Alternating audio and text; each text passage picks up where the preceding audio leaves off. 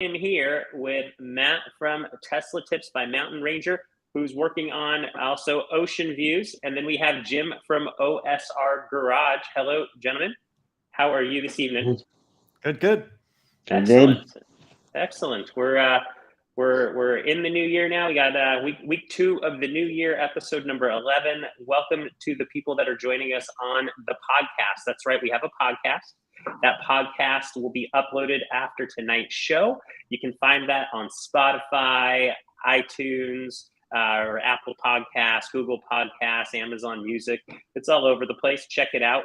I think it's ranked I think it's like ranked maybe 3, 4, and 5 in Denmark and a couple other places, Netherlands. Definitely interesting to see that it's ranked in the top 10 in a few different countries. I found. But it's there if people want to check it out. It's just another way for us to spread the Fisker message to people that are interested in the Fisker Ocean and the Pear.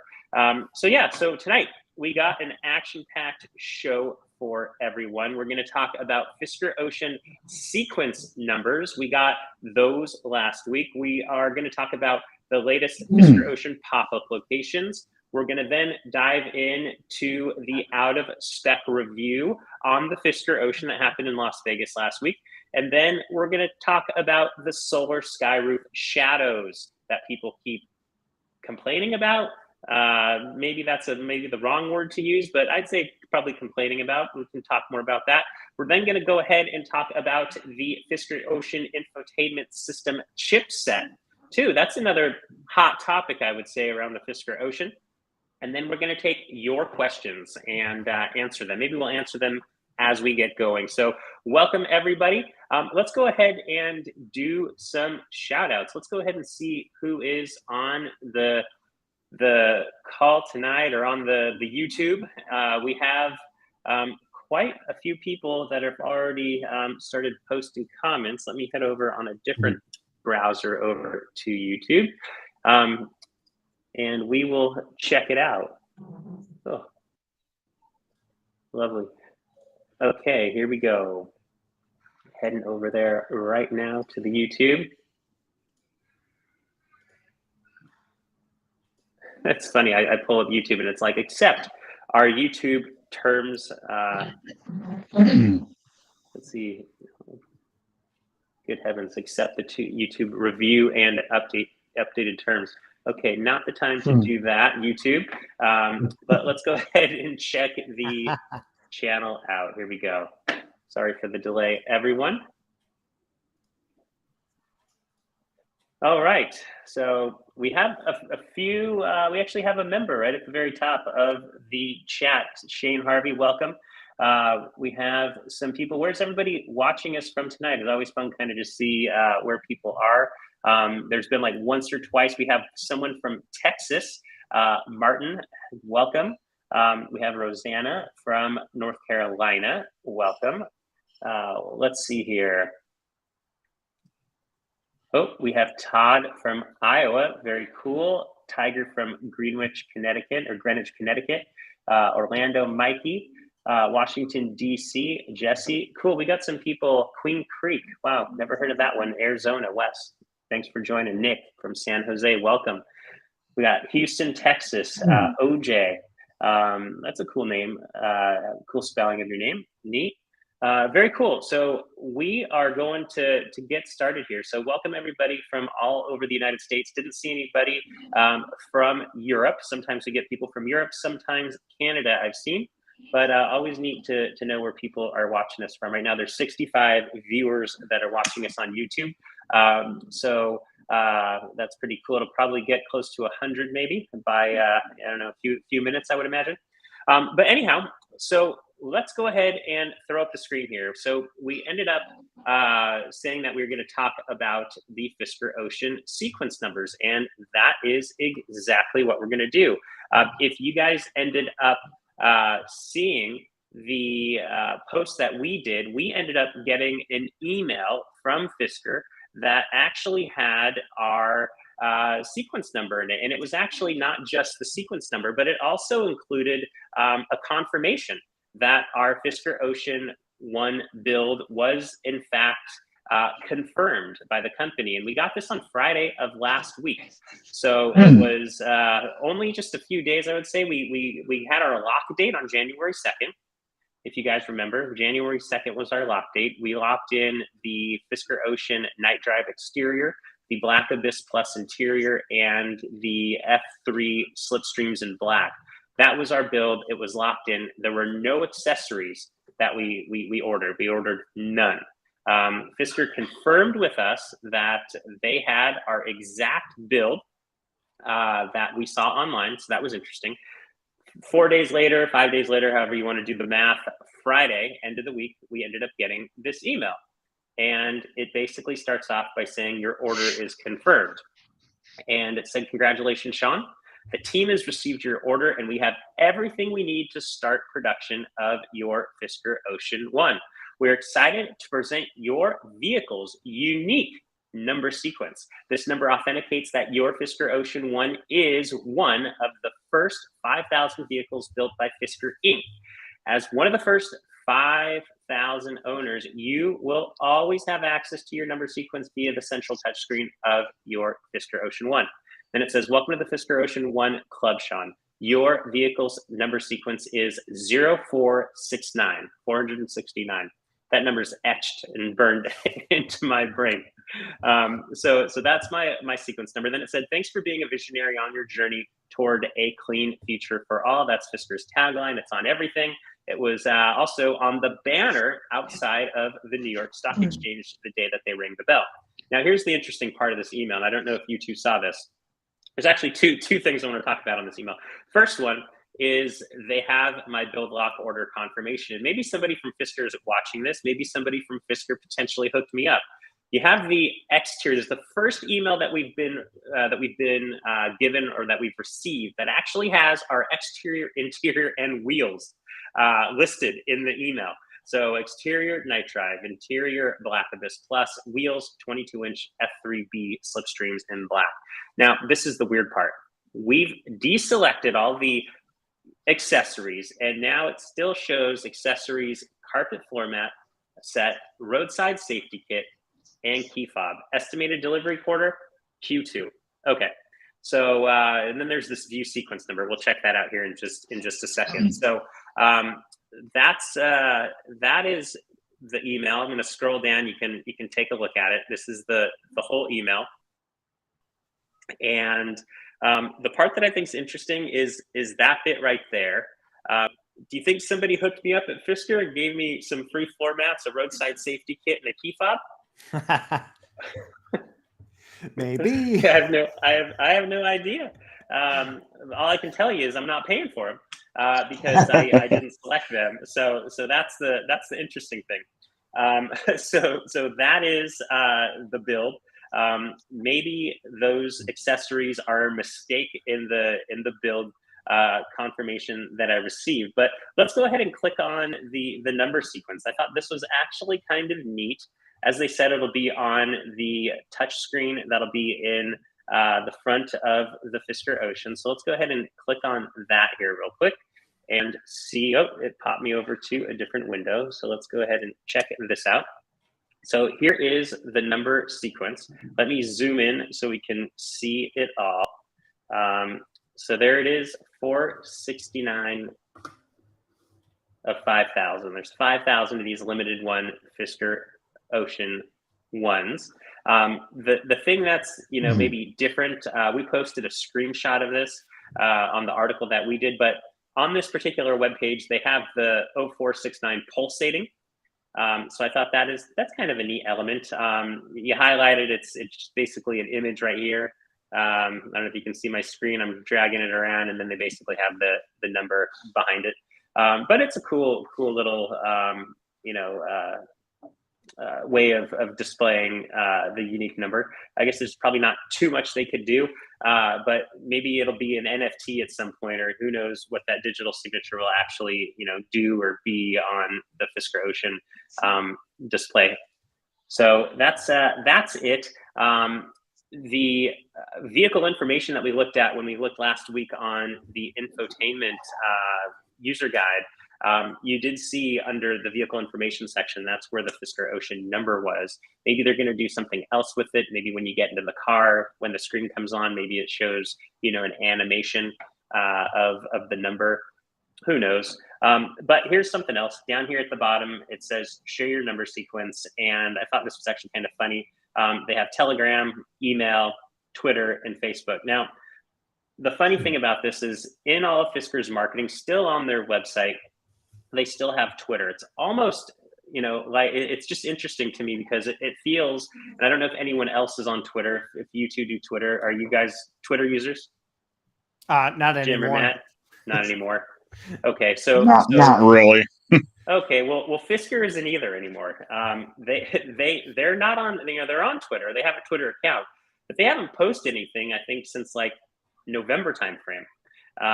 So it's very bizarre that they're not even using it as a marketing channel anymore. However, it still shows up in the marketing communications that they send out. So they're either gotta it sounds like they're not interested in using the platform. But they're telling me to share it and to tag them on these social networks. So tag us. I did so. I've tagged them on every platform that I'm on, including Twitter, Instagram, and Facebook. And I don't even think I got a like from them. So I thought that was kind of interesting for whatever that's worth. But that is the number sequence. Now, have you guys seen anyone else post any number sequences? What are your guys' thoughts and observations around number sequences so far? I've seen them all over the place. I've seen like in the 2000s, and even today I saw one in the 4000s. So I think they're kind of random.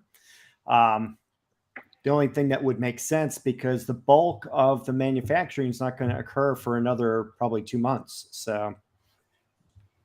Yeah, I think that's interesting that they're skipping. It's almost like they're skipping numbers quite a bit. Like the very first one I saw was in the 20s. And then I've seen ours is 469 or 0469, however you want to say it. And then I've seen a couple other people in the mid thousands. And then today I saw two that were in the 4000s.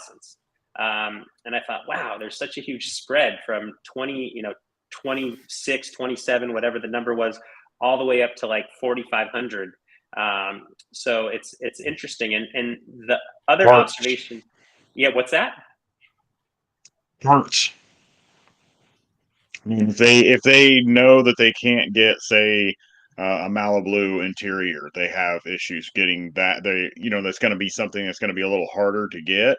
Mm-hmm. Those people are going to be pushed back in the number sequence than somebody that's getting Black Abyss that it might be easy for them to get. And I'm not saying they're having an issue with that, but that's what happens whenever you order stuff. If they see this is going to be a quick, easy build, it's going to get pulled in front of everybody else because it's easier to get those parts and build that car.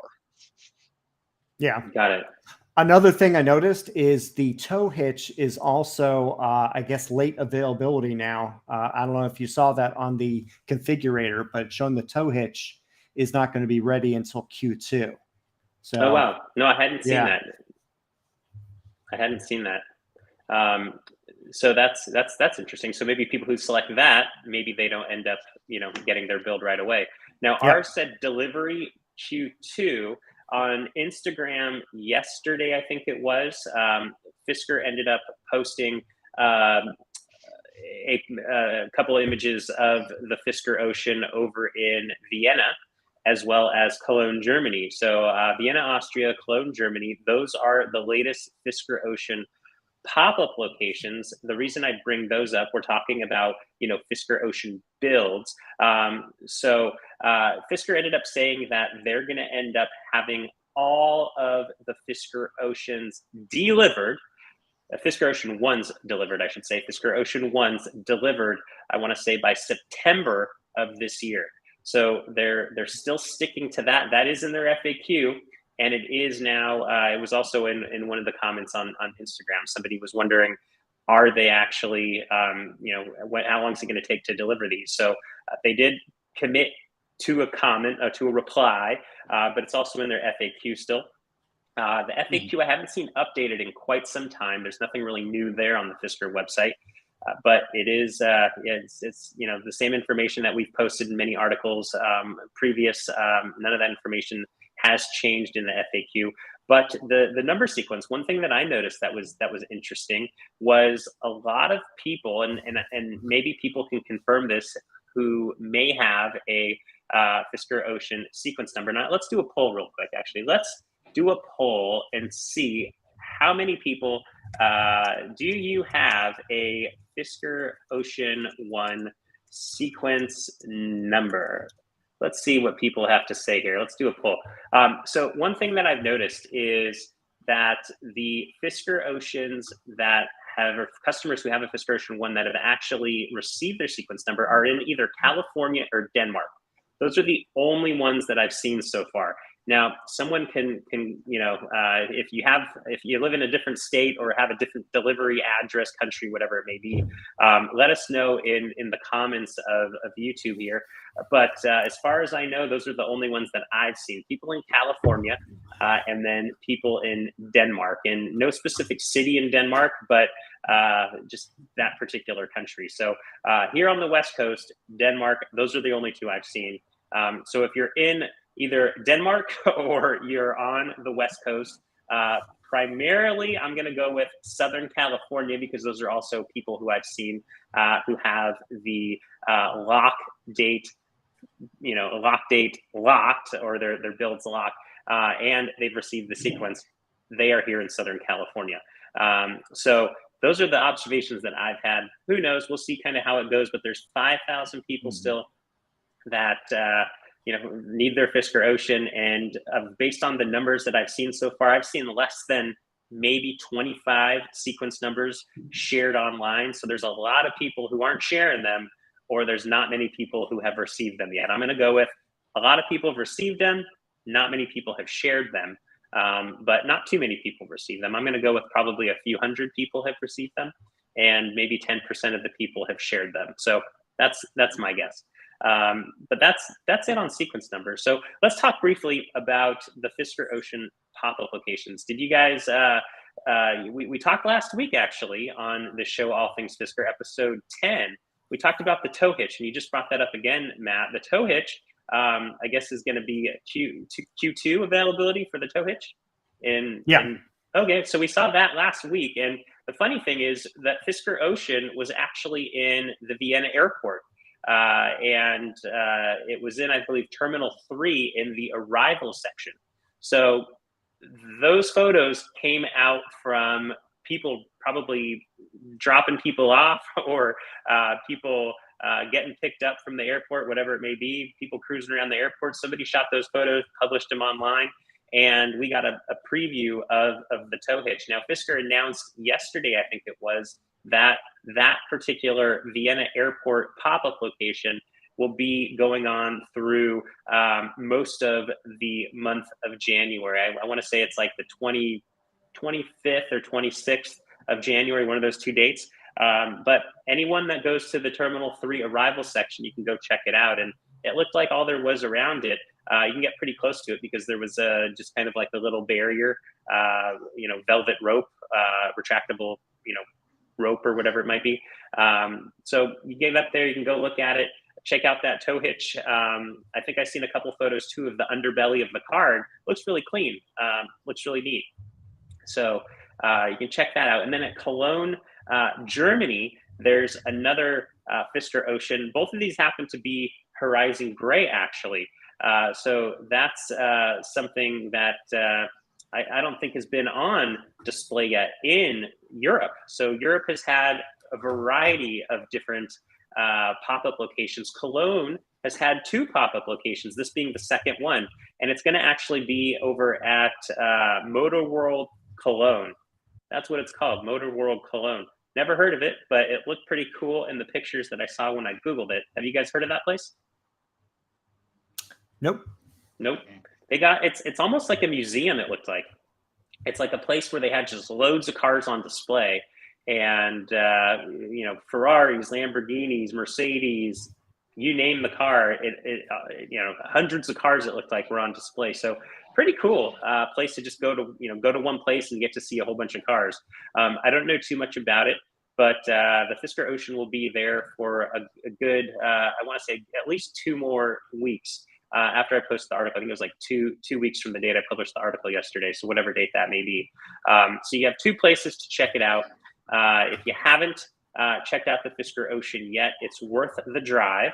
I'd say if you can drive there within 2 or 3 hours, probably worth it. If it's longer than that, you might want to wait. We drove all the way to Austin to check out the Fisker Ocean, but that was on a family road trip on the way to Walt Disney World. So, but we did it. We drove. We checked it out. Everyone got a chance to sit in it. So that is your Fisker Ocean pop-up locations, and I know you two are still waiting to go to a Fisker Ocean pop-up location. You guys haven't seen one yet. You think you're going to get one soon? I don't like think so. to see one in Chicago. Chicago seems like a pretty good place to get one. Or St. Louis. Be nice. Either St. one. Louis, yeah. St. Louis. Where do you think the closest? Maybe even go to Indy. Yeah, Indiana, Indianapolis, maybe. Where do you think is the closest place, Matt, that you'll get one? You think they'll go to your exact town, Charlotte? Maybe Charlotte? I think if they pick the bigger cities, they're probably going to do either Atlanta or DC. Okay. As far as what hasn't been done on the East Coast, they went from New York straight to Florida, so there's a lot in between. But a lot. Yeah, a lot. Maybe even Boston. That one could be big. Maybe. All I suggest is, having gone to the Austin one, I would choose a place that has very convenient parking. The parking at the Austin location in the city was really difficult to park in. It was a very tiny lot. Beautiful little boutique hotel, but the parking lot was really small. So, okay, so we've got pop-up locations covered. Fisker did say, when somebody asked them yesterday online, they asked, hey, are there going to be any other pop-up locations in Europe? And the person was actually messaging from the United Kingdom, and Fisker said, yeah, we're going to announce some soon. So there will be additional ones in Europe. I'm going to go with the next bunch of pop-up locations are going to be in the United Kingdom. Probably London would be a good guess. Last time they did one in the UK was south of London, and it's a good trek, maybe an hour and a half, 2 hour drive. So I'm going to go with, at some point, they're going to have one in the next, I don't know, I'm going to guess here, 2 or 3 months in London, just to guess. But that's my prediction of where they go to first, because that is based on how many people read Fiskerati. A lot of people from London read Fiskerati. So I'm going to go with that's the location they're going to go to. As far as United States goes, your guess is as good as mine. They did just finish the pop-up location in Las Vegas, and that was a hit. There was a lot of traffic, and every photo I saw, there was a lot of people standing around waiting to check out the Fisker Ocean, and they couldn't have chose a better location, being directly across from the entrance of the Consumer Electronics Show. So kudos to whoever planned that one. That was a good selection, and it gave Fisker the opportunity to actually do the test drives for the very first time, or ride-alongs, I should say. It wasn't a test drive, but a ride-along. And that brings us, gentlemen, to the out-of-spec review that we saw. We got to see something that a lot of people have been waiting for on the out-of-spec YouTube channel. They've been, a lot of viewers have been asking for Kyle to review the Fisker Ocean. Check out the Fisker Ocean. What do you think about the Fisker Ocean? And he got a chance to check it out. He dropped a 25-minute video. He ended up not only getting to kind of walk around the car, take a few shots with his camera there, but he also got to do a ride along. And then they switched spots, and he got to drive the thing very briefly, 2-minute drive. But he got to drive it, and he is much more knowledgeable when it comes to the dynamics of the vehicle than me, who is a rookie when it comes to reviewing vehicles and driving. Right, I was holding the wheel like this and holding it, and I got bashed on by a lot of people. But hey, I got to drive the Fisker Ocean and they didn't. So that's all that mattered. But Kyle, he gets to drive a lot of cars, like he said, and he gave some really good insight that I would have never been able to, express into words. Because I, this is the very first car that I've actually gotten to drive as, somebody who gets to maybe review cars or somebody who follows cars. So I didn't have the deepness of knowledge to know what the car should do or shouldn't do. But as I told everybody on my review, I really enjoyed driving the Fisker Ocean. We saw Kyle when he stepped on the accelerator. The car didn't immediately take off. It kind of did the same type of thing. It maybe went off a little quicker, but not as quick maybe as maybe he would have liked. He didn't get I forgot the words he used, but he didn't get the immediate, throw back in the seat experience that maybe he was looking for. But it went a little quicker, I think, out of the gate than when I stepped on the accelerator. So maybe there was some fine tuning there. But yeah, he got a chance to sit in it, drive it, ask questions, see a demo of the UI. And I'm dying to know what the two of you think. I know you two watch a lot of out of spec videos, and you are, you kind of learn. Yeah, I learn a lot from Kyle and what he does on that channel. But I'd love for you two to share your take on his review, and let me know what you think. What do you guys think? How about you, Matt? You go first. Well, first thing I'd like to say is that the test conditions, they used a parking lot which was very gravelly with dirt. It seems not the best for doing acceleration or the types of things that they want to show. Mm-hmm. Another thing I want to mention is when he was testing it, the smart traction wasn't active yet in the software. And there were some other things I think they mentioned that weren't active yet in the software. So, for example, I think was the one pedal driving is not active yet. So he was disappointed in that. But I think it's just because the state of the that pre-production model that all the things that he usually looks for are not there. And I think he should have mentioned that more in his kind of preview more than a review, but that it wasn't all quite there yet. And I think one of the reasons was Fisker, I don't think was expecting anybody like him to be going there. And he even mentioned that it was kind of a last minute thing that he showed up to it.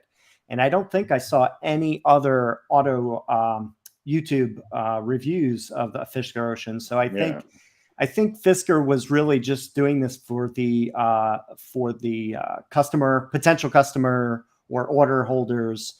And it wasn't really meant to be an all like, for example, the guy that was in the car was the UI guy. He wasn't a drivetrain guy, for example. I think if Todd, right?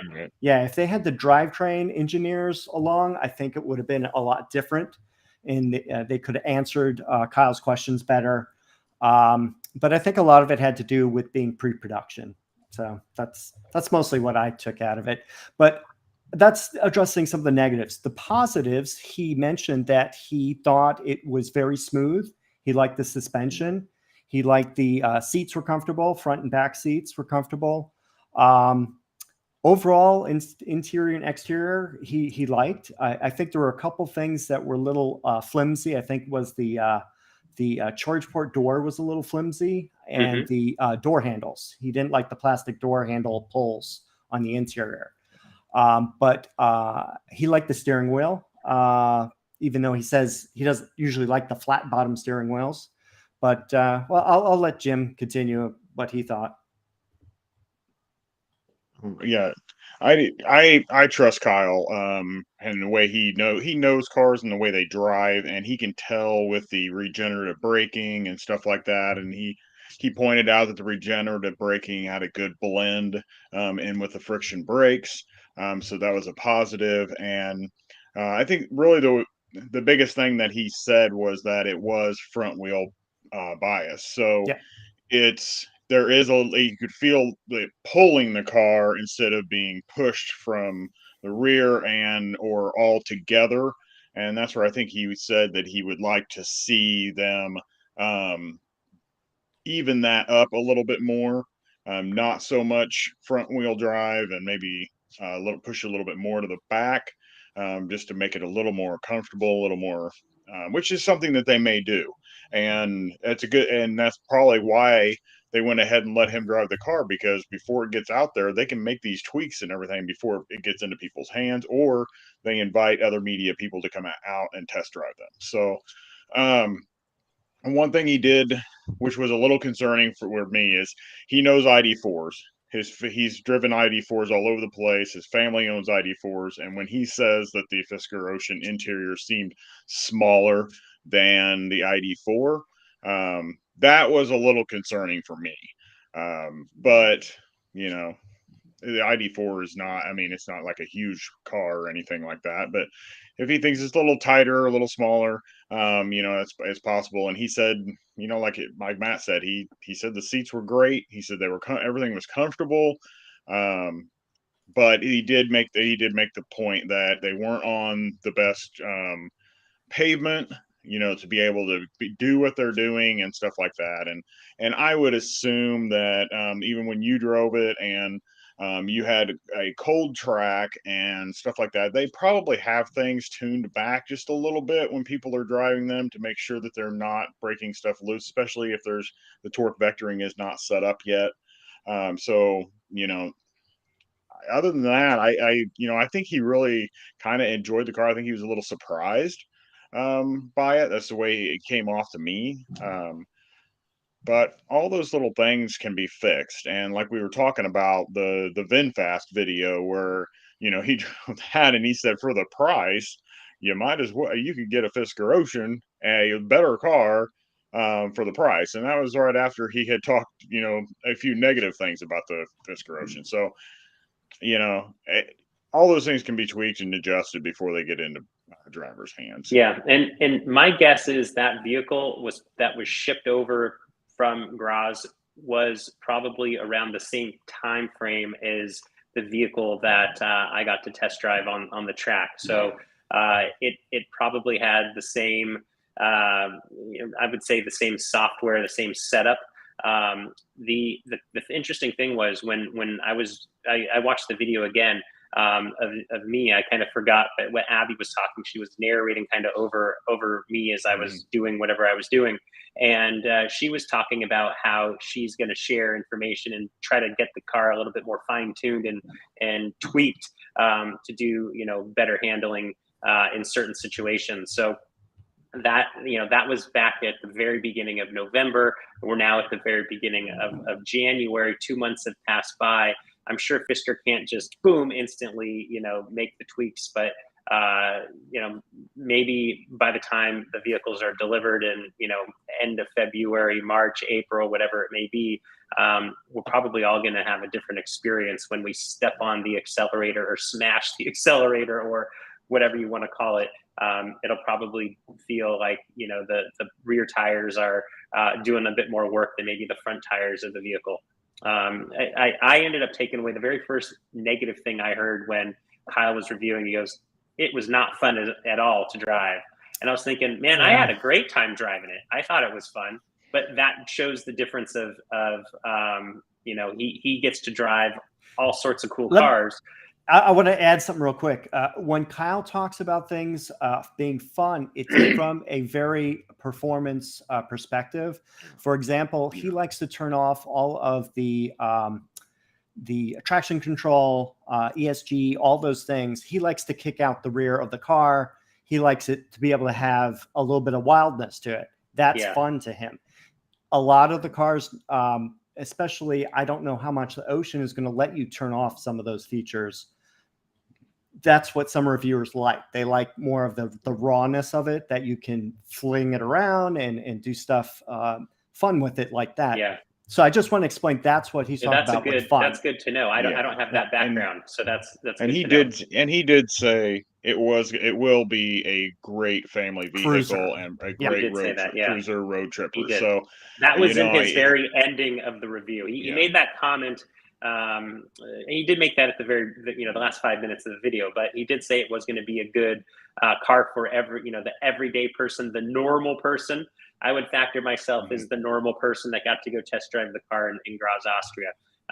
And after I get the car and, we were doing YouTube videos with it and playing around with it and having fun when we do this show and beyond, I'll still be a normal person test driving it, doing this, doing that. That's I think the neat thing. The authenticity, if you will, of our channel is I'm just like everybody else that's probably watching this channel. Anyone could have started this and wrote the articles and test drove the vehicle. It just happened to be me that was bored and doing this, and that opportunity arose, and I'm grateful for it, and it's a great experience. But that's the neat thing that I would say separates me from a professional reviewer. I got one more thing I want to add too. Yeah, fire away. When he was talking about the front wheel drive bias, that is so easy to adjust with software these days. And they can, since there's so many drive modes with the Fisker Ocean, they can easily have one drive mode that's more of a front wheel bias for winter driving. They can have another one that's more an even all-wheel drive where it's front and rear equal. So that can easily be adjusted in software, and that's the least of my worries with the car, because I know that stuff can be fine-tuned even years later. For example, Tesla has done that to my car. So, just to let you know. And I can't remember. I thought he said in that video he was asking them, and I thought they said that in the Earth it's basically front wheel drive, and then Fun is front wheel drive with the rear disconnect when it needs to, and then Hyper is basically four wheel all time. It's way that he had I think somebody had said in the video. So if that's the case, then all they got to do is just tweak that just a little bit, and it'll give it a little more punch, or feel like it's got a little more punch. Yeah, that's so it'll be fun to see when the car's delivered what the experience looks like. So where I live, just down the road, there's Rancho Santa Fe, and they have a whole bunch of they have a lot of windy roads, but there's quite a few straight roads, quarter of a mile, eighth of a mile, where there's usually never any cars. So it'll be fun to take the car out there when it gets here and slam my foot down on the accelerator and see if it does anything different. Like you mentioned, Jim, maybe it was you, Matt, that mentioned it, but when we were in Graz, Austria test driving the vehicle, the ground was cold because it was crack of dawn, and then it was also a little wet too. There was a lot of dew, not only on the vehicles, you could see the dew, but it was also on the road. So I forgot how Abby mentioned, I said skidded, probably the wrong term, but she was saying how the wheels kind of, they didn't spin out, but a hard time gripping the road. So that'll be interesting to see how my next drive is, whether it be my own vehicle or maybe I get lucky enough to go to another Fisker, test drive event here in Southern California, wherever they may do it for people on YouTube. And that'd be cool if they invited all three of us and we all three could go to do a test drive of the Fisker Ocean as YouTubers. That would be kind of a fun experience.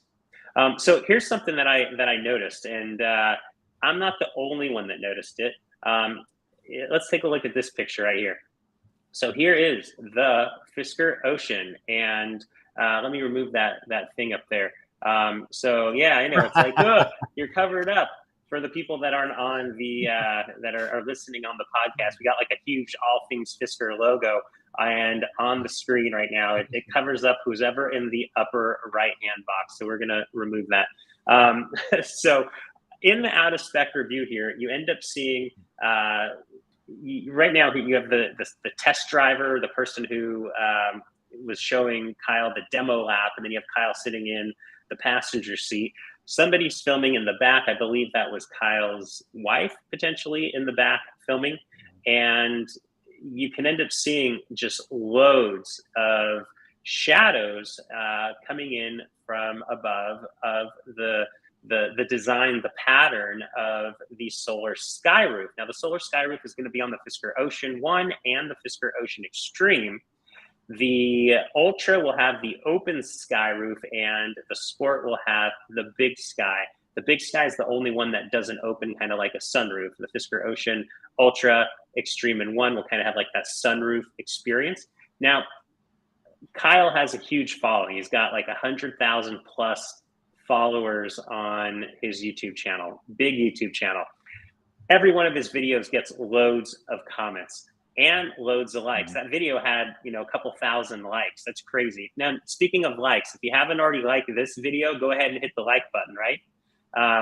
But the interesting thing, he had over 500 comments on this Fisker Ocean. It's super popular vehicle on his channel. And of those comments, I started going through them, and I saw the same theme. The theme is this particular pattern that showed up on the film, and it basically is like, look at his hand. His hand, the driver's hand. You can see the light coming through the solar panel up above. The one that really got people going was this one right here. This particular shot of Kyle sitting in the back seat saying how spacious the rear is. He ended up showing like up above, like, hey, we have, a lot of room up here. There's lots of room. It's, it's very nice, lots of spacious, but not as spacious as the ID4, right? Right, Jim? Not as spacious as the ID4. Yeah. You have an ID4. Yeah. But it is spacious. And the funny thing about this is he didn't complain about the solar, the shadow on his face or the light on his face. He didn't complain about it while he was driving. Like, you didn't hear him mention it at all in the review that he did, right? When we drove the vehicle, those shadows and all that stuff, that was on us as well. I didn't even notice it. But I was only in the car for 20 minutes. He was only in the car he said he drove it for 2 minutes. Could have been 5 minutes, who knows how long, but a really short time in the vehicle. But he didn't complain about it right there, as he was talking about how spacious the rear seats were. But his YouTube followers or viewers picked it up, and they said, wow, like, that's awful. It's going to be a problem. And I mentioned, and I think I mentioned this in an article before, that you saw Henrik driving, and we haven't seen too many videos actually of the Fisker Ocean One or an Extreme with the grid pattern. And Henrik, when he started doing the test drives in Graz, Austria, we saw more and more of the SolarSky Roof, and you could see his hands on the wheel doing like the moose test, or just hitting the accelerator and trying to go as faster than a drone that's following him. You can see different shadows of the grid of the SolarSky Roof on his hands. And it just got me going, like, wow, like I'm sensitive to light. My wife had epilepsy as a child, and these type of, fast moving lights and things like that, not good for her. It just bothers my eyes. Like those strobe lights that, kids have that, flick around the light, like those drive my eyes crazy. So I'm a little concerned about this. I know, Matt, you're not very concerned about it, but we should talk about it, because I know a lot of people are talking about this. In fact, I was going to say 500 comments, more than 500 comments on this video. 10% of the comments are people talking negatively about those shadows on Kyle's face. 10%, that's kind of high. Like, I've never, I've looked at a bunch of his videos, and it's kind of odd to see people talk so much about one feature. In this case, the shadows on his face. Not, you could say it's a feature, right? You get the SolarSky Roof, that's a feature, and then you get the shadows as a bonus feature of SolarSky Roof. What are your thoughts, Matt? I'd love to hear your thoughts. Same as you, Jim. I'll have to experience it firsthand because it's really hard to say. It doesn't look good from the pictures, but I don't know if it's going to bother me or not. I have known a lot of people who complain about the Tesla panoramic roof being super hot, and they had to tint it or black it out or do this. And I've never had a problem with my roof. So me either. That's one situation where it's like, I don't know what all the, the big complaint was. On the other hand, my wife's Volvo has a retractable sunshade that goes across the whole panoramic roof. And that is a nice feature. And that is definitely something I would have liked to have on the Ocean. But granted, even $100,000 plus Rivians and Lucids don't have them either. So I think it's each company does it differently. I mean, Tesla, Rivian, We do. all them. So it's like Yeah, you we do, do. I do, Ford does, the Hyundais and Kias do. So it's each manufacturer. Some say do it, some say don't. So looking at a solution, if it is a problem for me, I may just tint it. And supposedly they are bi-directional solar cells, which means they get sun from the top and the bottom. I'm willing to give up the fraction of whatever the inside is if tinting it fixes the problem. Another thing is maybe an insert like I have on my Tesla, which is a fabric sunshade that pops in.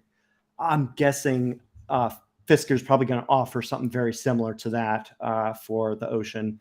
Or maybe it's not complete. Maybe the final tinting of the in between the cells is not there yet. Maybe the production will have that. So, I'm waiting to see what it is when I get mine. So. And you bring up a good point. These are still pre-production vehicles that we're seeing here, right?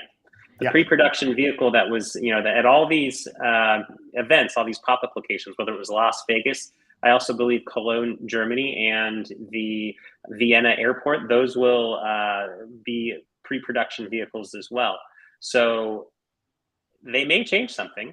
We don't know if they're going to change something. Like you said, tinting. Now, I wasn't familiar with the solar cell being able to pull in energy from the bottom part of it. Only the top part is what I was familiar with.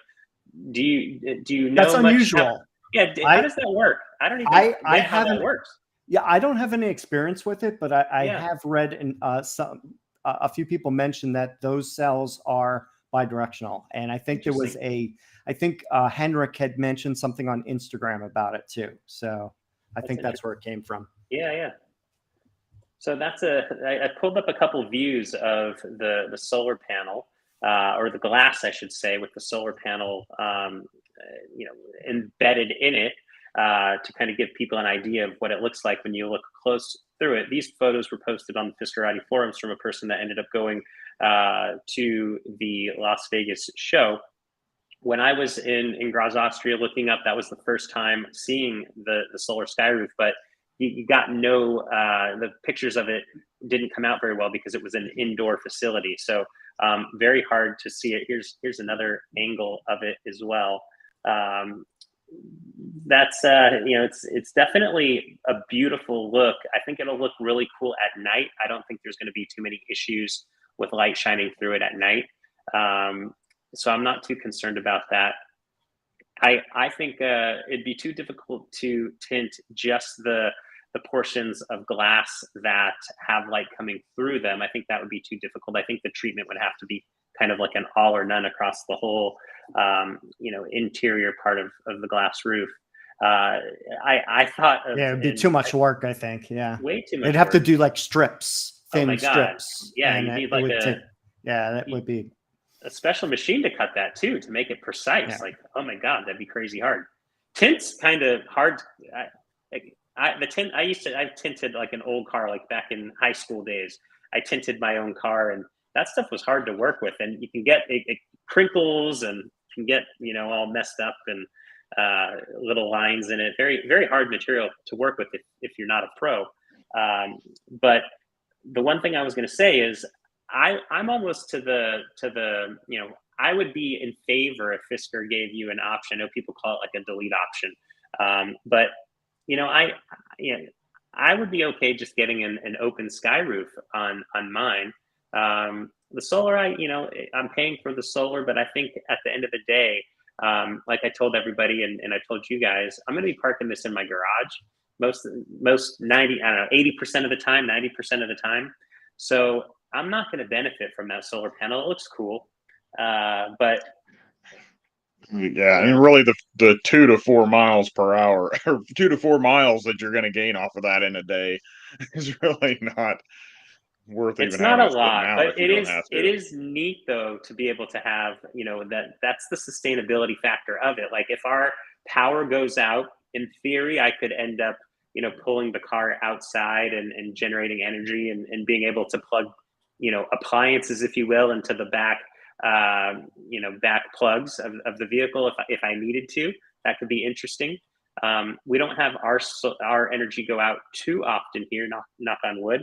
But in an emergency, like an earthquake or something like that, that would be a neat way to get power when our power is out. I know people have had power outages across the United States, in winters and things of that sort. So maybe, granted, in the winter, you don't have as much sun, maybe in certain locations where the power gets knocked out. But here in San Diego, in the winter, we do get lots of sunlight still. So the solar panel would benefit us if the power did go out, and being able to leverage the Fisker Ocean as an energy source. The other thing would be, we'll get solar on our roof, right? That would be the easiest thing to do. But we haven't crossed that bridge yet here in our community. We haven't, had the opportunity to do that yet. So that would be the next best thing. So let's go ahead and do a poll here. Let's ask, and this isn't my idea, this is Matt's idea, great idea. Let's throw a poll up. How many people want the solar delete option or a factory tint between the cells? Let me go ahead and throw that poll up here. Let's see here. Let's do this. We're going to throw another poll up, and I didn't even see the results. Maybe you guys see them. I didn't even see the results pop up from the last poll in here, but I'm sure they're in here somewhere. We'll have to get to those in a second. If you guys see them, knock yourself out. So let's see here. How would you like? We're going to do a poll for the audience. Right now, we have over 100 people watching, so this will be interesting to see what people think Fisker should do. For those that are getting the Ocean 1 or the Extreme, how would you like Fisker to solve the SolarSky Roof shadows? We're going to go with the delete option, and that would be get the what is it called? We're going to call it the Open Sky Roof. Okay. The other option is going to be our tint in between cells. And the third option, if anyone doesn't have another, maybe you guys have another option. You want to see anyone pull another option? I'm going to go with nothing. Do nothing. Okay, those are our three options. Let's see what the group says here.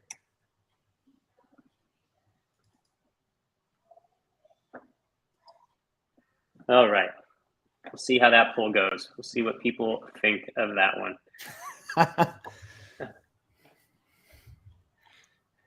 So I just want to say a shout out. We have Kevin McKinnon, who is a Fiskerati club member. He's a part of the club here on the YouTube. We also have Shane Harvey, Kevin McKinnon, a few different people that are a part of the club. And I believe if you want to join our membership program, you can hit the join button right below the video on the left there, next to the logo. Jim, you also have a membership program. People can hit the join button. It gives you access to on Jim's channel, early access to videos, things of that sort. So you can check his out, hit the join button. It has all the information there. That's worth noting. And yeah, let's see what people say on this poll here. So yeah, the SolarSky Roof, I think the option to delete it, if you will, to get the open sky, I would be up for that. As we're going to park it in the garage. The other option, tinting, I'd be up for that too. I don't know how hot. I've actually never touched the glass from the inside on the Tesla, panoramic roof. So I don't know really how hot it gets. I would imagine it can get quite hot if the car's been sitting in the sun forever. I don't know what that does to the tint underneath a solar panel. I'm sure, maybe it's an experiment that, you'd be running by putting it under there if it isn't in the factory. So let's go ahead and check the poll out. That should be enough time for people to have voted. let's see what they say.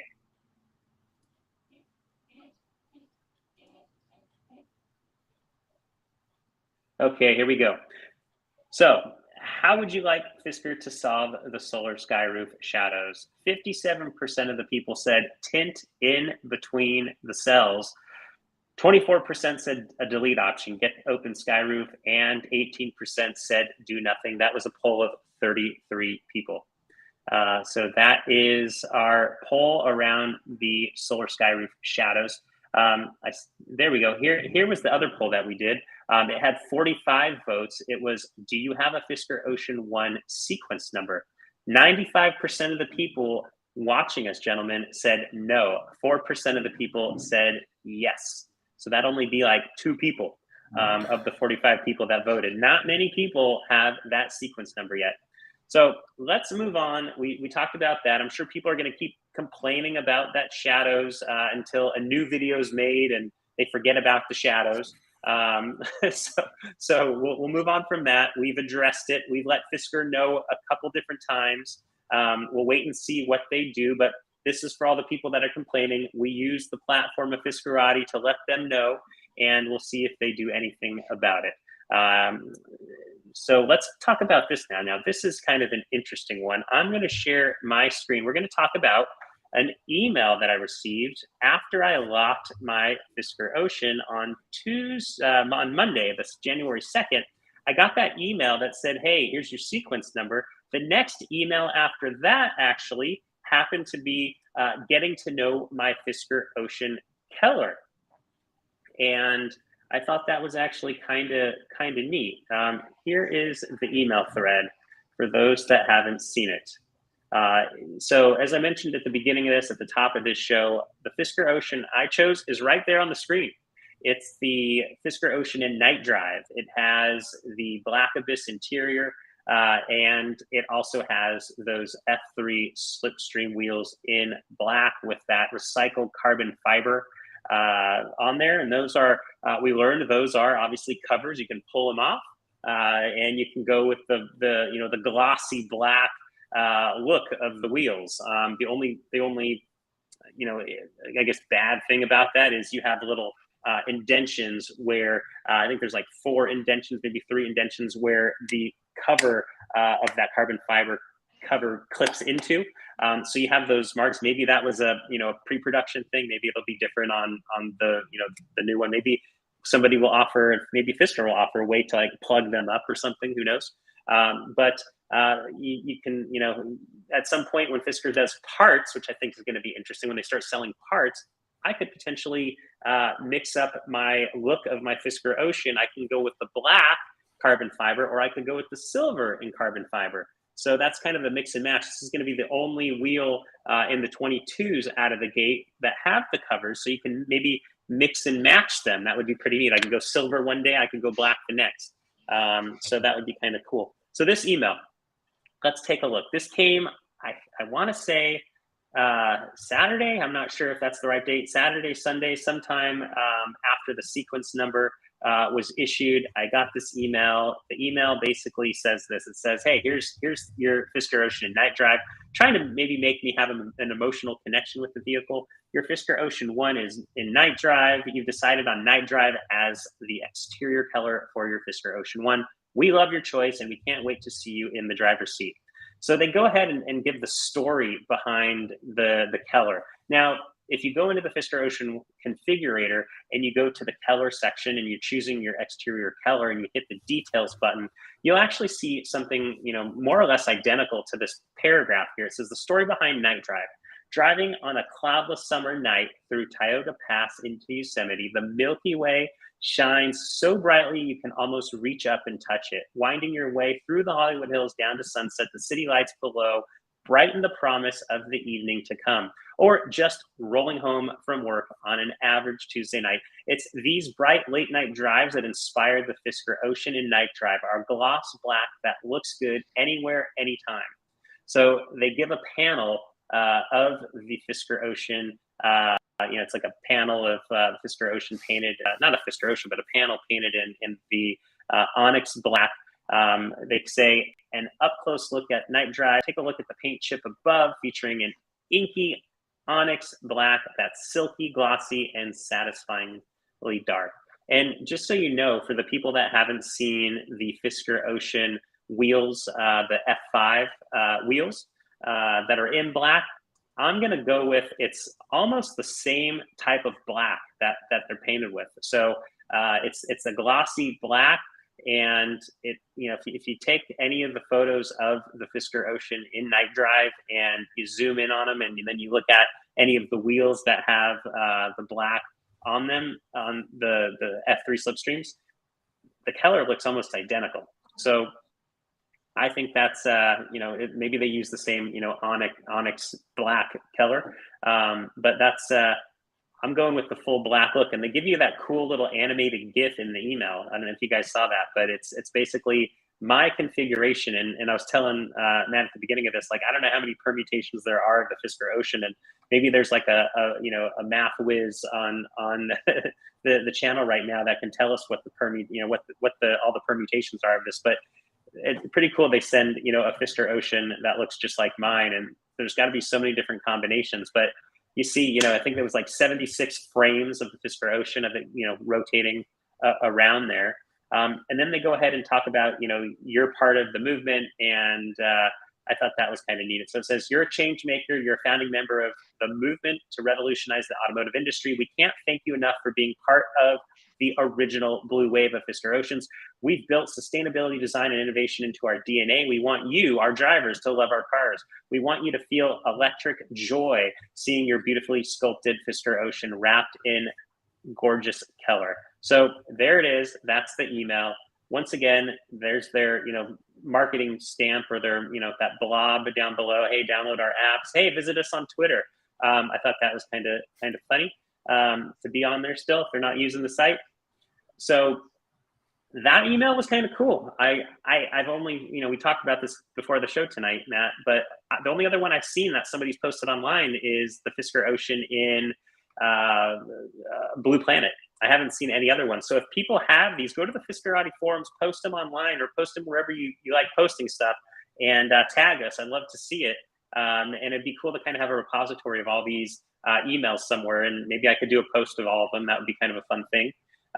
So if you have this email, if it's not night drive or my configuration, share it. There's going to be loads of combinations of these, so it'll be kind of a fun thing for people to check out.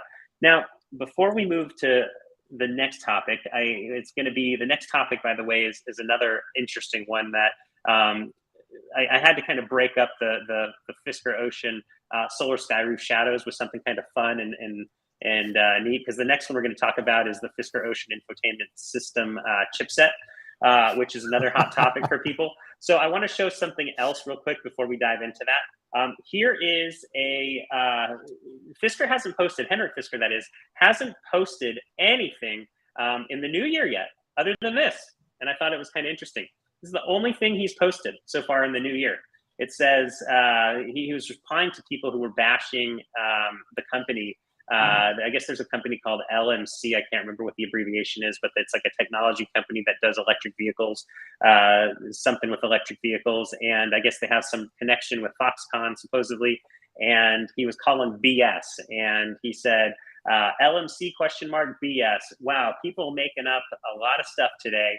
I'm super excited about Q1. Actually, January! ! Smiley face. So I don't know what this is about. This is the only thing he's posted so far this year. Who knows what's going to happen in January, but something's going to happen in January. Otherwise, he probably wouldn't have posted January. He's super excited about something in January. And we're on January 11th. We got 20 days left in January. Something's going to go down in January. Who knows what it's going to be? Do you guys have any guesses? No idea. No idea. What about you, Jim? Any guesses? I'd just say he's probably talking about just going and trying to ramp up full production, but yeah, I was going to guess certification. If that was supposed to be February, maybe they got news that it was going to be maybe completed earlier. How early? Who knows? Maybe end of January, or actually January. I don't know. that'd be my guess. But like you said, maybe it could be ramping stuff up. Don't know. But that I thought was kind of interesting. So let's go ahead and talk about this. This is the other hot button topic that people are talking about on the forum all over the internet. And that happens to be the Fisker Ocean chipset.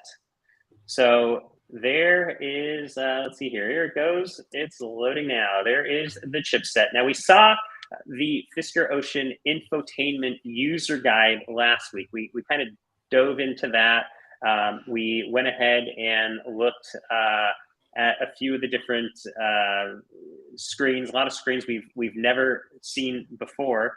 And in that particular FCC filing of that infotainment user guide, there was like an internal section and an external section. The internal section happens to be the hardware, and this is being reviewed. It's being reviewed by the FCC, and it says, you know, DERCA testing and certification, and it's part of the Harman Kardon, I think, document. Who will be supplying the components here for the 17.1 inch display. Now, this is such a hot button topic because Fisker has been touting left and right that the Fisker Ocean is going to have the latest and greatest technology, the latest hardware, because they've touted that, hey, when Ford or GM or whoever's building cars, they've selected that technology years ago. And then the car's made and it has like 3-year-old, 4-year-old, 5-year-old technology.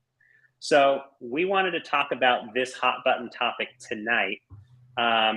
Where you know, there's probably reasons why they're using the technology or the chipset they're using, but I'm going to scroll through some of these and I'm going to stop when we get to the chipset. So there's part of the chipset right here. And I think Matt zoomed in last week. It was an Intel processor, and it was the Intel Atom processor. So I don't know too much about the Intel processors. I'm not a huge semiconductor person, but I'm going to zoom in here. We'll kind of go through, and this is the chipset, you know, maybe the motherboard, if you will, that will control all the graphics and everything that goes on in the display. As we kind of keep zooming in here, you get to see more up close images of the chipset. Geez, there's some very tiny little, you know, microchips. Don't know what, you know, these brands are, but there's definitely some other brands aside from Intel. Here's kind of the best picture of the Intel processor or chip.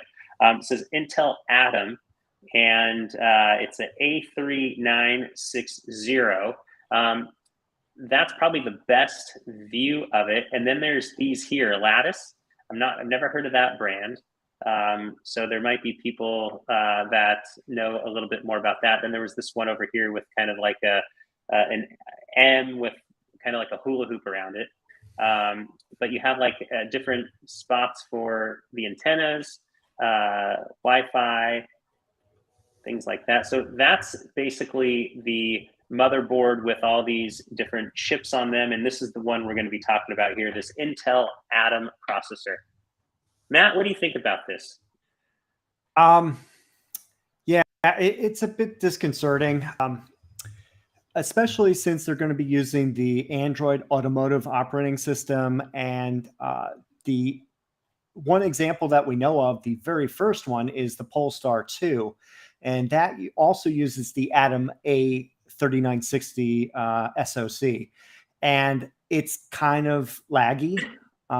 And there was just a article, I think last week, by Ars Technica that talked about the new GM system that is also going to be based on Android Automotive, and that's going to be in the I think it's in the Hummer EV and also the 2022 Yukon. And they had a review on it, and they said it was very laggy, and that one had 6 gigabytes of RAM. They mentioned that the Polestar 2 had 4 gigabytes of RAM, which was even worse. We're not sure how much RAM we're going to have, if that makes any difference at all. The flash storage is noted to be 64 gigabytes for the GM. I didn't see any numbers for the Polestar.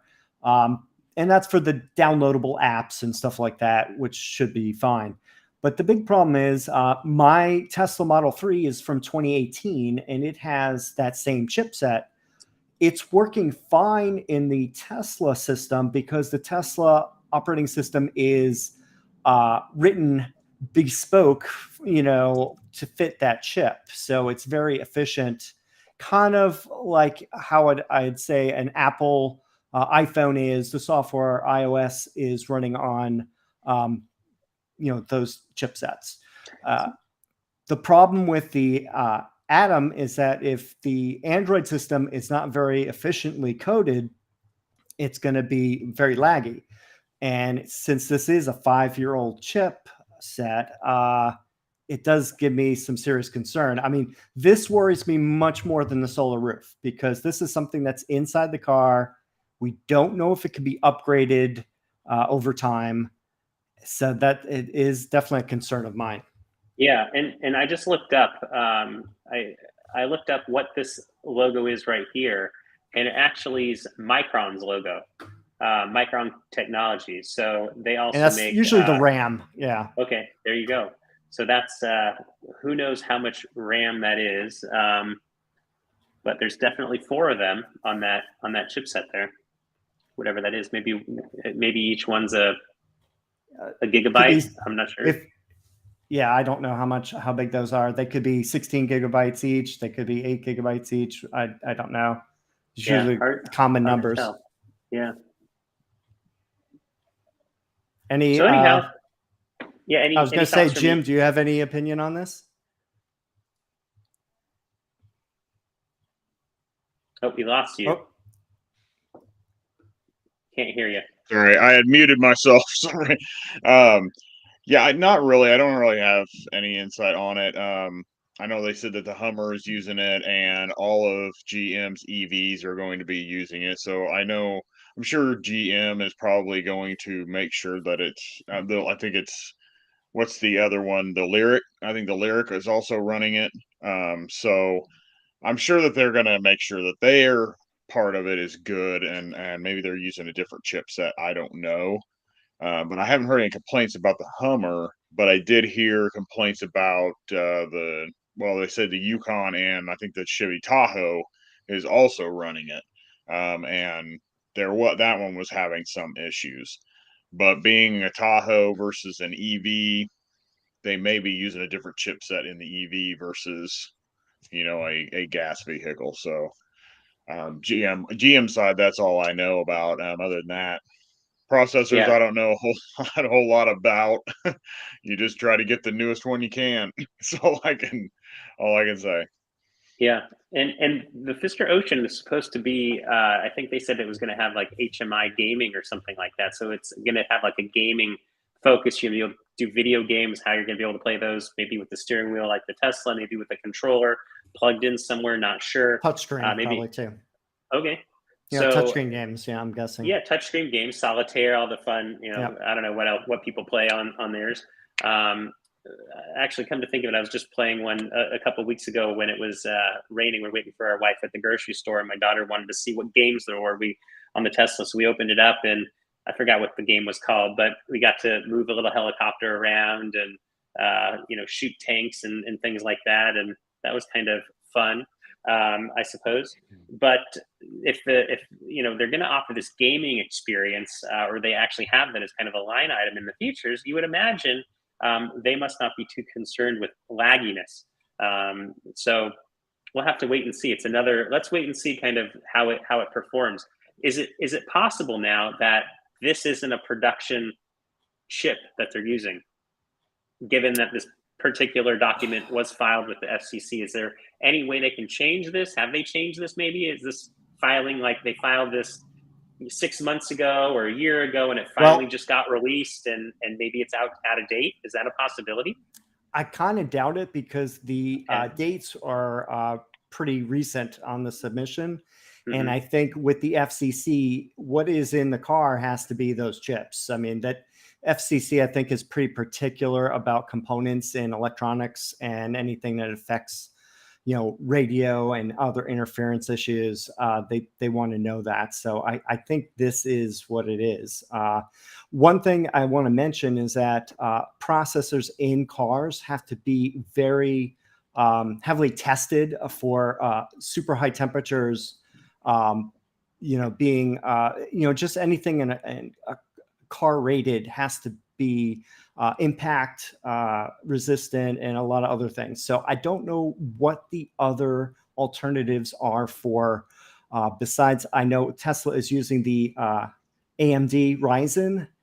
Maybe that's the only other one that I know of right now that would be a substitute. But yeah, that's all we know for right now. Got it. And with the chip shortage, there's probably slim pickings on what you can use, right? Probably too. Yeah. And that may be why they have what they have, because it is an older technology, and maybe it's easier for them to get a hold of than it would be for a newer processor. Since I think he said that he secured a lot of this stuff a few years ago, so maybe that's why these are the chips that he's getting. Interesting. All right, so there you have it. This is a hot button topic that some people are concerned about. Matt definitely has his concerns over this compared to the shadows of the roof. I saw that a couple people in the chat do certainly care about this. They also care more about the shadows than this.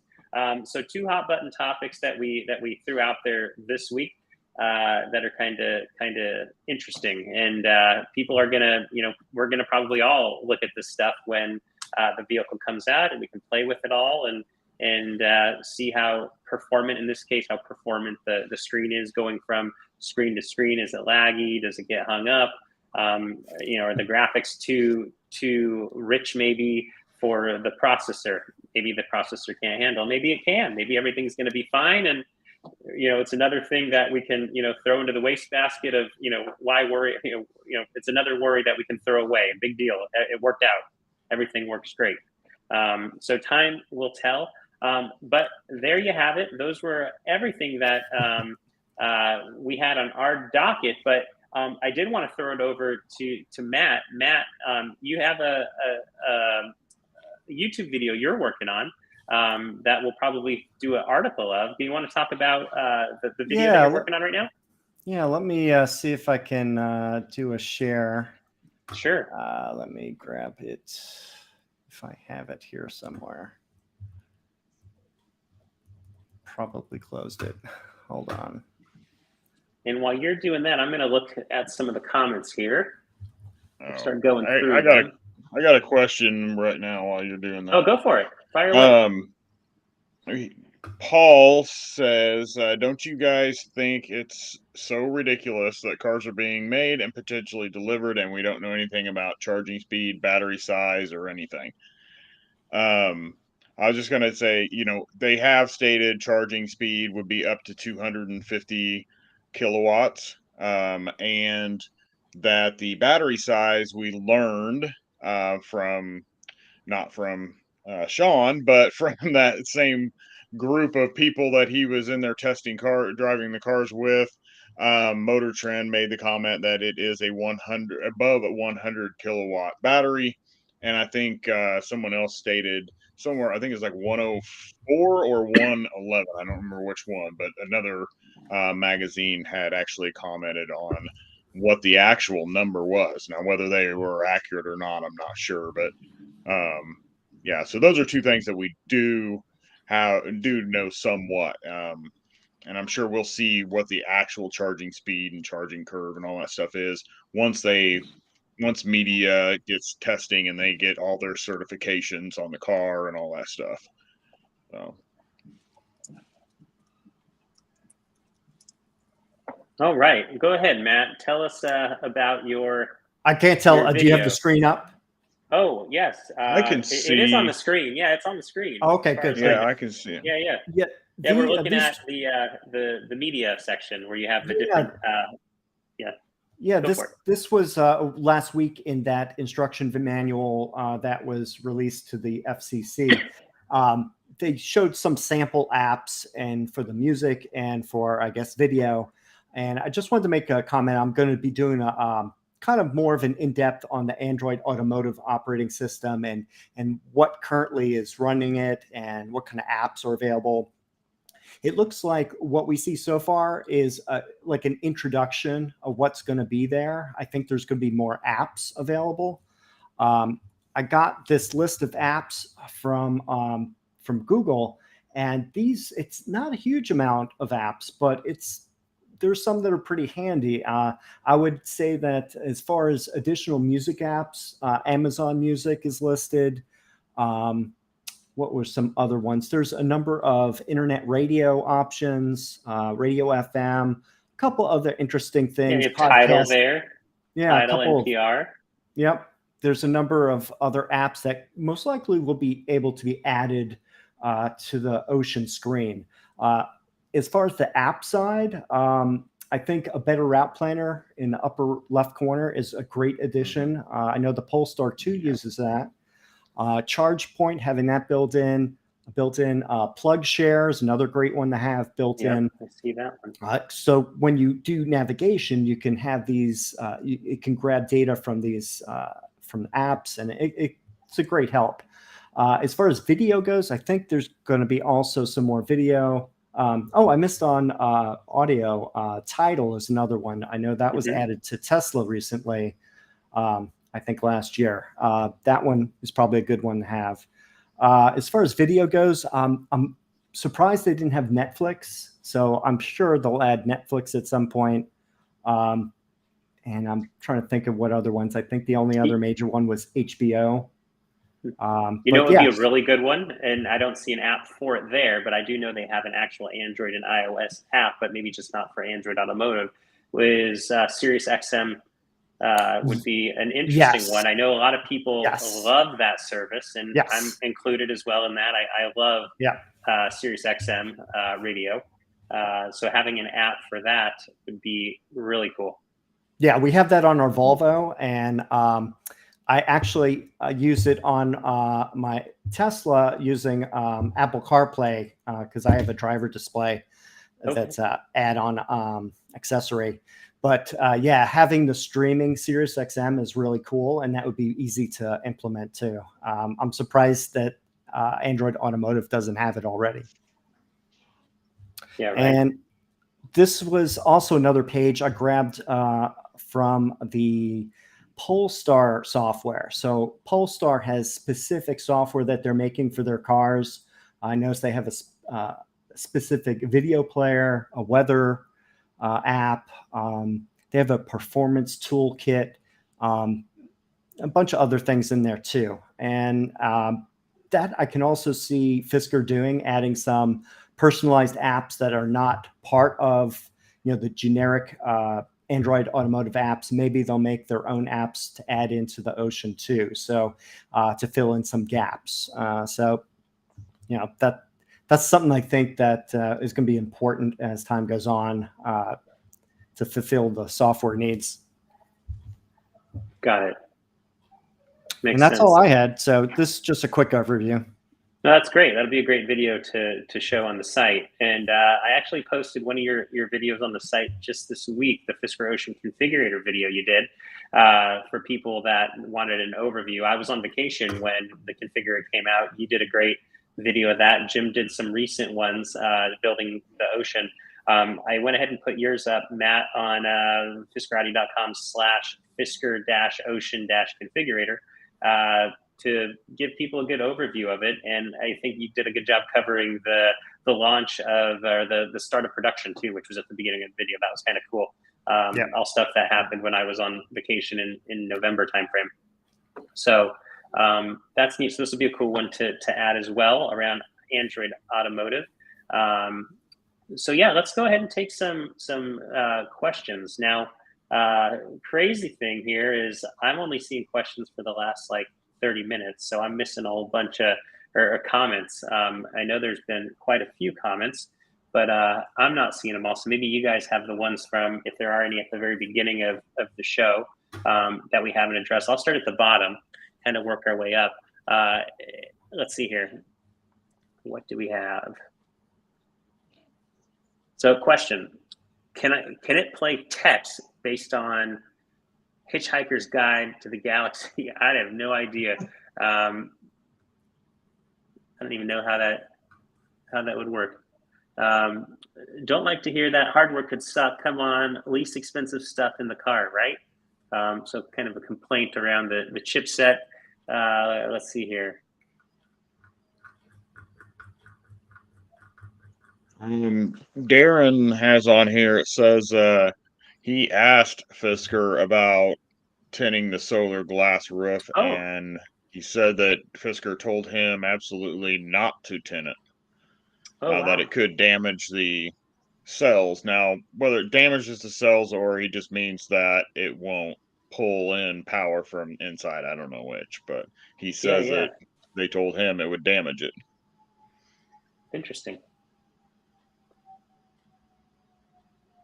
I'm loving the tacos and the different emojis people are using here.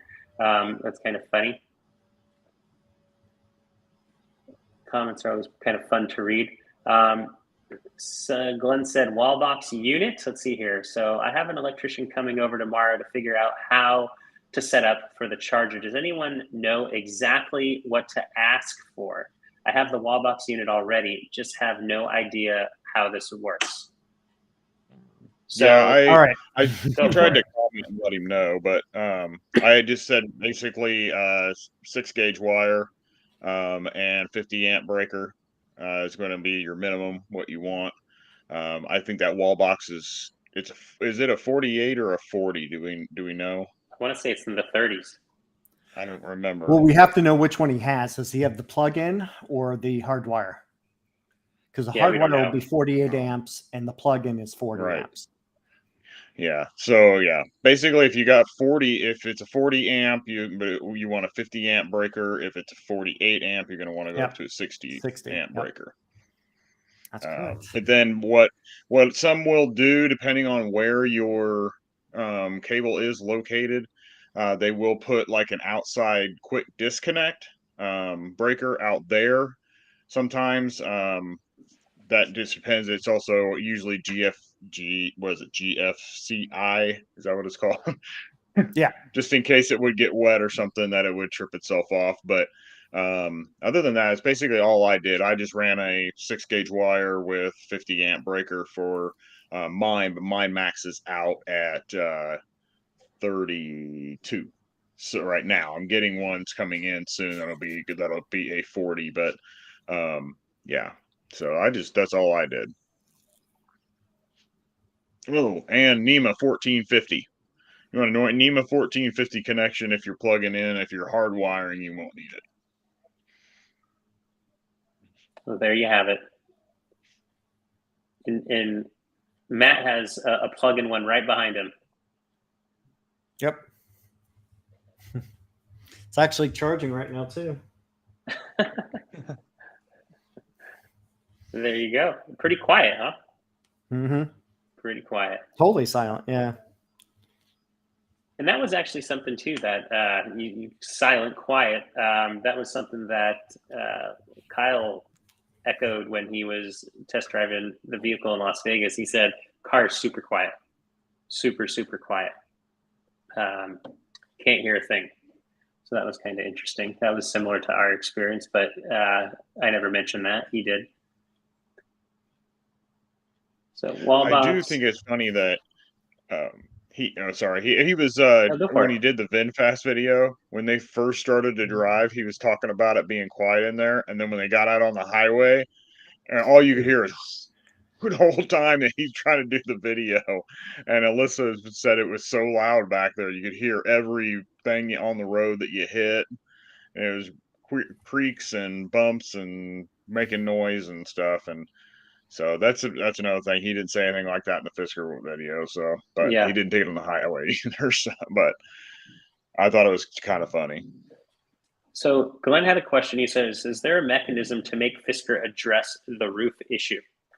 I would say there's no mechanism to make them do anything, but you can voice your concern with them if that is an issue for you, is to just contact, you can send an email to support@fiskerinc.com. You can go to their chat, their rag giver chat, located in the bottom right-hand corner of their website or mobile app. You can tap that, and you can keep, typing stuff until you get a live human, and you can voice your concern there. But those are really your two mechanisms. Unless you go to a Fisker Ocean pop-up location, you can also express your feedback to them in person. Those would be kind of your options. Yeah, I only get comments going back 30 minutes. Right. That's what I saw. Is that new? I've never noticed that. Too. I started the video over again on a separate browser just to see if it would show the comments in real time. I don't even see the ones from the very, very beginning. So sorry about that, folks. Normally, So next time, that shows that we have to address the questions as we're doing it instead of having our Q&A session at the end. So not all your questions are answered this time. So here's the thing, everybody. We still have about 100 people watching us. So if you did have questions, and you do have new questions that we haven't answered them, you can either ask them now at the the very most recent part of the chat, or you can post them below in the video after we end this video. And I'll go ahead and go in there. Maybe Matt and Jim will have a quick look too, and we'll go ahead and address your questions there as well. But other places you can post questions. If you have questions, you can join us on Fiskerati forums. That's always kind of a fun place to interact in. There's some real cool people on there that know a lot about the Fisker Ocean. Some people know a lot more than I know about them. So it's great just to see other people's takes. A lot of car enthusiasts on there. So pretty neat place. Another place where people ask questions, and we have members of the community. I've seen Matt do it a few times. Is all the articles that I write and publish. There's a comment section down below. Lots of people ask questions. There's sometimes some really good dialogue between the people who ask the questions and the people who answer them within the articles in the comment section. So that's always a fun place to ask questions. You can always voice your concerns as well. If I write an article about the SolarSky Roof, like tonight's article that talked about this particular video, you can always leave a comment down below here in the YouTube video, or you can go to the Fiskerati site and post your concern about the comment. I can't guarantee that somebody at Fisker is reading the articles, but I would imagine you have a high probability that somebody at the company will see your comment. I would imagine somebody's reading the articles at Fisker. In fact, I know there's people that actually have said they've read the articles and that they do enjoy seeing what I post on there. And I would imagine that people are actually taking notice of our questions, of our concerns, of what we're doing, good or bad. So yeah, put your words out there, and wherever it's a great place for you to do it most easiest. I would like to add LinkedIn and Instagram are the two main ways that Henrik, I guess, responds, to questions. Right. So if people have an issue with the solar roof and the chipset, I would ask those them are there. Great outlets. The more people ask, the more they're going to know. And should we comment that Fisker does know about the solar roof? They definitely know. Yeah, they definitely know it's a concern. They've heard us loud and clear. So that's out there, and maybe somebody will watch tonight's video about the chipset, and now they'll know about that. I'm sure they monitor different websites. Maybe they do, maybe they don't. I would imagine they would. So they'll have seen maybe in Fiskerati forums that people talk about the chipset and how it maybe isn't as new as we would have liked it to be. So yeah, that's they're all great places to talk about the vehicle. I got a question. Fire. Somebody's asking about trading in a car. Do we know the process yet of how that would work? We don't, and we also don't know the process of financing the Fisker Ocean with Fisker Finance. I would imagine that's probably the next step for the people who have locked in their vehicle. The order has been sent to the factory. They may or may not be building the vehicle now. At some point, you have to pay for the vehicle. I'm trying to remember back to when I purchased the Tesla, how many weeks in advance they reached out. I want to say it was like 2 or 3, but I can't really remember it. Like, how are you going to fund this? Yeah. So it's not like they have to reach out to you months in advance. It's going to be around the time they're going to know after running your credit really quickly. Can you qualify? Can you not qualify? What the interest rate's going to be? You're going to find all that stuff out pretty much instantly within probably 5 minutes, 10 minutes, maybe even less time once you fill out the credit application. So that is to come. I originally was going to sell the Tesla in the garage, probably still going to sell the Tesla to fund the purchase. The interesting thing, Matt, is you probably are well aware, maybe even you too, Jim, I guess used car prices peaked sometime last year. And now the Tesla Model 3, the one that I have, is worth far less than it was back in October, November of last year. And that's only a couple months ago, right? You want to hear Yeah. the biggest drop? Let's hear it. My 2015 Nissan Murano last year had a appraisal of 18,000. Now it's 10,000. Holy moly! So almost half in like seriously like 6 months or 7 months. So the Tesla has dropped, but nowhere near as much as Well, I was reading an article where I think it was a Model Y last year was would have been priced right around, a used Model Y was like 62 something, and now 62 or 65, and now it's down to like 55.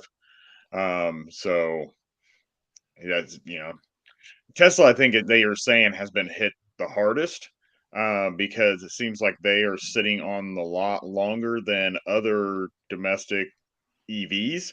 I don't think it's anything against Tesla. I think it's just that these new ones that are coming out, like the Ioniq 5 and the EV6, everybody just like, oh, that's cool, I want to get that, and it's kind of like, I want to get the thing other than a Tesla. So I think that's part of why, more than anything else, because there's nothing wrong with the cars.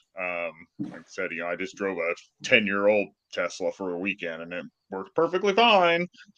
It's not, the battery hasn't stopped working. One thing is, the new Teslas, at least from January to March, are going to be able to be qualified for the $7,500 federal tax credit. So that means everything is going to drop by $7,500, and I think that has a big effect on used car prices too. Yeah. So. Well, some of the Teslas will. It depends on whether. Yes, that's only Model 3 and seats. Model Y that are under the limits, but still. It's so ridiculous. It's like if the 5-seat Model Y doesn't qualify, but the 7-seat does, because they think it's because of weight. It's weight. Yeah. And they use different shocks or whatever it is that in that car that make it weigh more. So they said Tesla's probably, what they're going to do is just take the shocks off of the 7 and put them on the 5 too, so then it qualifies also. But there was a lot of cars that were like that. Like the Mustang, I think it was the Mach-E. Yeah, the Mach-E doesn't qualify. One of them doesn't qualify, but then a plug-in hybrid does? Yeah. Yes, the plug-in hybrid Escape qualifies, but the Mach-E doesn't. And it's a big mess. It's just ridiculous. All right. So we have a question. It says, isn't TomTom Digital dashboard being used? TomTom is a GPS navigation system. For like maps and things like that. Yeah, map data. Yeah. So I'm not sure where they get their map data from. It could be TomTom. It definitely doesn't look like it's Google Maps, or doesn't have that same aesthetic. I'm not sure what they are using. I think I did read on the Fisker forums that they are using. I think they are using possibly TomTom. I think somebody mentioned that. Yeah. I don't know all the details behind it, but there is a post on there. Somebody believes that they're doing that. Maybe they have familiarity with TomTom. There's another question regarding the tow package. Why would I need the accessory receiver? Wouldn't it be included in the tow package? Yeah, well, the accessory receiver is if you don't want to have the electrical connection. So if you don't want to tow, if you just want to use accessories, you just get the accessory. So, yeah. Oh yeah, they let me know whenever I was doing my configurator. Oh, that's all included in there. I was like, guys, I'm trying to max it out, so I'm just putting everything in there. And it's not clear. It's not configurator clear, so should be able. It should block out that you shouldn't be able to pick both. Most configurators are smart enough to not let you choose something that doesn't make sense. Oh my gosh. Have you ever messed with a Ford configurator, like tried to build a Ford truck? No. It's like you decide you want the blackout package, and it takes away an engine, but you can't get this engine because you wanted a black appearance package. I'm like, what is that? That has nothing to do with each other. I was like, this is ridiculous. But apparently, maybe there's some extra chip in the black appearance package that can't control the engine. I don't know. That's funny. It's crazy. So yeah, I think that the accessories that we got in our email, I'm still baffled that, we originally had the floor mats and the key fob and the safety kit. That was like 2 months ago, removed them. We then ended up seeing the key fob and the floor mats in the emails that we got. And then, we removed those when we chose our final build, which was going to be the great white Fisker Ocean, same other, wheels and interior. And then right at the last minute before the lock date, removed all the accessories. So there's some disconnect with the configurator and the database that is keeping all the different accessories or options that you choose. So yeah, I'm speaking of accessories, it's gonna be interesting to see what, if any, I get. Not expecting any, not expecting to pay for any. I should say that. So that's kind of funny. I see somebody has a question about having Magna have a US based factory for Fisker. And I think Fisker did say that they're in the process of doing that, but that's going to take probably at least 2 years, I think. Yeah, they're exploring. There wasn't a definitive yet. Yeah, yes. They're exploring. It's still in the early phases. Yeah. Yeah, he said that I think he talked about it when he was, they issued a press release about it, about exploring US production. And this was around August, September timeframe when the Fisker Ocean ended up selling out really quickly with the Sport and the Ultra, with the pre-orders around that EV tax credit. So, Fisker's obviously the Oceans that we're getting here, the 42,000 number, that's all going to be built. All those vehicles are going to be built in Graz. And it doesn't sound like there's going to be too much luck with getting the EV tax credit this time. But I don't know the latest interpretation, but from what I've read on the forum, it doesn't look very promising. But the vehicles that would be built here in the United States, maybe in beginning of 2024, sometime in 2024, if Fisker does build a U.S. factory, then those would qualify, assuming they'll actually qualify for at least half of the tax credit. The other half would come if the minerals and the battery are sourced at a certain percentage, or sourced here in North America. So there's still some weird things with the tax credit. I don't remember all the details. Things have probably changed since I've last read it. Yeah, we're still waiting. Yeah. Okay. So is Magna going to have a factory here? Maybe at some point. I'd say Foxconn's going to be building Pears probably in the United States before Magna or somebody's building a Fisker Ocean here in the United States. That'd be my guess. Yeah. Because Foxconn already has the factory, and they're probably gearing up production. At least the factory space is going to be ready, much sooner. So that's all I see. Cool. Sean, you got a question. Oh no. They said they're interested to know why you decided against the floor mats and the key fob, and that they have currently chosen both. Okay. The first one is the floor mats. I have always had an option in most of my vehicles to go with carpet mats or rubber mats. I have at times chosen to go with the carpet mats and always regret it and end up buying rubber floor mats. And the biggest reason I regret it is as soon as I end up getting some muck on my shoes and don't know I have it on there, like mud or grass or whatever it may be, as soon as I step into the vehicle with a carpet floor mat, it picks up everything. So you then have to pull the mats out at some point and scrub them and wash them, and they're always much harder to clean than a rubber floor mat.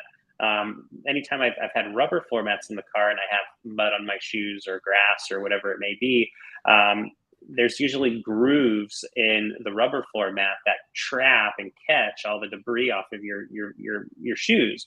So it prevents it from getting ground in, obviously, to the carpet floor mat. And they're very easy to clean. You can take them out, you can shake them out, and all the debris that's in those grooves usually falls to the ground. If they don't, you can either get, a broom and brush them, or you can get one of those hand, brushes and brush them. And then they look really, really nice. If you want to make them look brand new, you can, get soap and water and a scrub brush and, scrub them down, or get your hose and spray them down and let them dry before you put them back in your vehicle. But rubber floor mats are by far the way to go. I'm a little disappointed that Fisker went with the fabric carpet floor mats, even though they are made of recycled plastic bottles, which is pretty cool, very similar to the carpet floor carpet that is going to be in the vehicle. Pretty cool. But I did read somewhere that when they make the Fisker Ocean tires, the Bridgestone tires, there's always excess rubber that is falls off, I guess, of the mold or however they make them. And Fisker says that they're using some of that rubber for certain parts of the car. What, I'm not sure, but they're using some of that excess rubber that would be a part of the Fisker Ocean's Bridgestone tires, the Potenza and Alenza tires.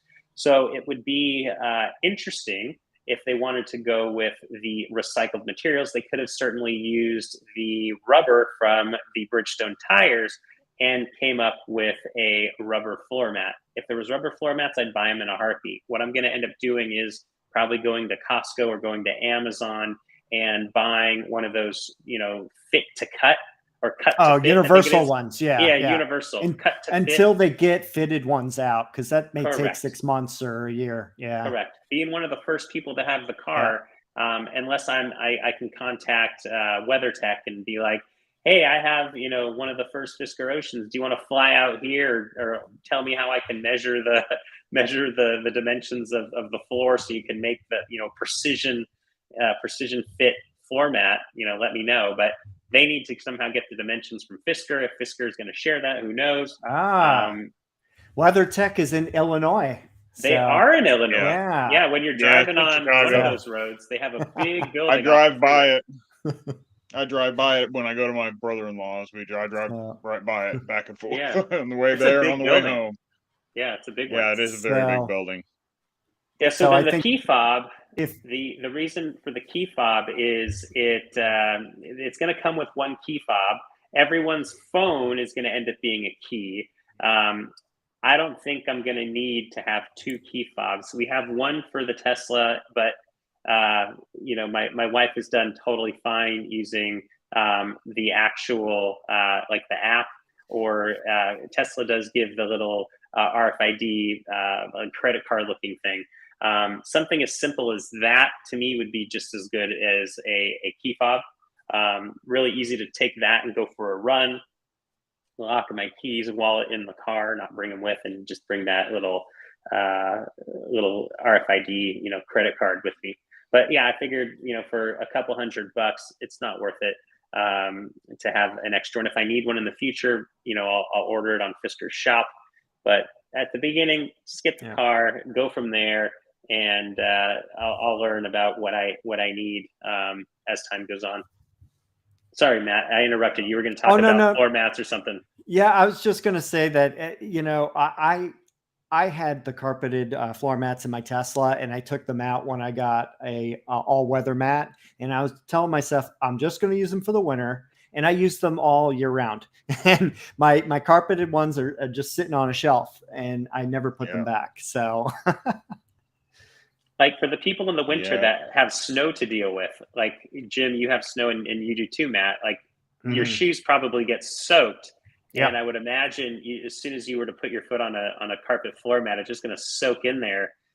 And then if you go not that people that have electric cars go to gas stations, but if you go to a restaurant and you use their public facility, their public restroom, who knows how clean people's floors are, and you're trapping all that stuff into your carpet floor mats, and it's just like a breeding ground of bacteria. The yeah, I worst don't need part, that. though, the worst part is in the winter. It's not so much the snow and the slush and the ice. It's actually the salt that gets left behind on the mats, and then you got these white like streaks all through your Interesting. mats, and yeah, it's a pain. It makes it look really bad. Yeah. Well, there you have it. That's the reason why where I'm not getting the carpeted floor mats. It sounds like I think, Matt, though, you are going to get the carpeted mats, or not? I'm tossing it To hang about. up on I his may wall. get them. I don't know. We'll see. Add them to the collection. I know. Add it to the collection. That's funny. So it says, is there anyone, this is Chad, he says, is there anyone that has received their Ocean yet so we can hear about the real world use and experience? I don't think there's anyone that's received theirs yet. Nope. Not that I'm aware of. Not until it gets certified. Yeah, it needs to be globally certified. Yeah. Denmark sounds like it's going to be the first place for delivery. At least that's what it looks like. Looking at, yeah. So we have a few people from Denmark in the Fiskerati forum, so that'll be interesting. Somebody posted a comment today on the Fiskerati forum site, and they were in like the 3,000s for their Fisker Ocean 1 for their sequence number.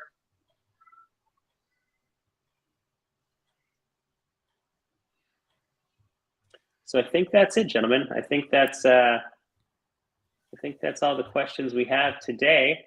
And just want to thank everybody for taking the time to hang out with us tonight. We still have on the Fiskerati channel, it says 108 people are watching right now. So I want to thank each of you who are spending the time with us tonight. It's humbling to be able to be on here and chat and be able to be here with Matt and Jim and talk about the Fisker Ocean and have people interested in listening and watching and hanging out with us. That's pretty cool. So thanks for doing that. Take a moment to like the YouTube channel. Post any questions if we missed them and you want us to follow up with you. Go ahead and post them in the comments after the chat ends. As we mentioned throughout the chat, subscribe to our channels if you haven't. There might be some new people here. Take a moment, hit the subscribe button at a minimum. Go ahead and hit the like button too on our channels. We have obviously the Fiskerati channel. We have Tesla Tips by Mountain Ranger. And then we also have the OSR Garage channel. So subscribe to our channels. And two of us have membership programs on YouTube. You can hit the join button there to be a part of that.